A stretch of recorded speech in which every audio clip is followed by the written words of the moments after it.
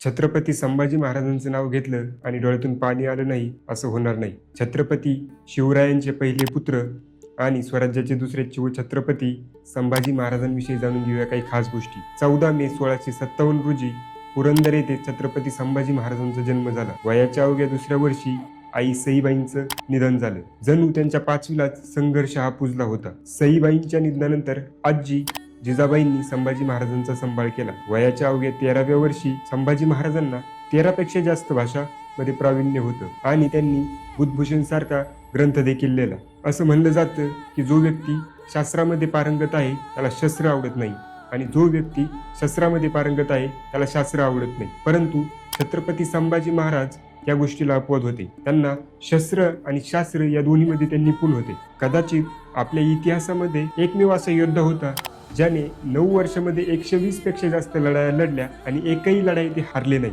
संभाजी महाराजांनी जवळपास 9 वर्ष औरंगजेबाच्या 8 लाख सैन्याला गोल गोल गोल भिंगवलं आणि जे औरंगजेबाचं स्वप्न होतं पूर्ण भारताला मुघल सल्तनत बनवायचं ते कुठंतरी अधुरच राहिले. औरंगजेबाला हे तर कळून चुकलं होतं की संभाजी महाराजांना समोरासमोर लढून हरवता येणार नाही. संभाजी महाराजांचे मेवणे गणोजी शिर्के याला औरंगजेबाने वेतनदारीचं लालच देऊन फितूर केलं. एक दिवस संभाजी महाराज आणि कवी कलश संगमेश्वरला गेले होते.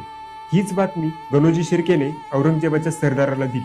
ज्या औरंगजेबाच्या 8 लाख सैन्याला संभाजी महाराजांनी 9 वर्ष फक्त धोबीपछाड दिला होता, त्याच संभाजी महाराजांना फक्त 2000 सैनिकांनी निहत्ते पकडले. कारण होतं आपलीच माणसं गद्दार निघाली होती. त्याच्या पुढचे सुमारे 40 दिवस संभाजी महाराजांवर अमानुषाचे अत्याचार झाले. तरीही संभाजी महाराजांनी औरंगजेबाची एक सुद्धा अट मान्य केली नाही. औरंगजेबाचं शेवटचं वाक्य होतं, संभा तेरे जैसे अगर मेरे घर में एक भी बेटा पैदा होता तो मैं पूरे भारत को मुगल सल्तनत बना देता. मैं तेरे सामने हार गया और सैनिकों को आदेश देता है कि इन्हें मार डालो, काट डालो. आणि अखेर तो काळा दिवस उजाडलाच. 11 मार्च 1689 रोजी छत्रपती संभाजी महाराज अनंतात विलीन झाले.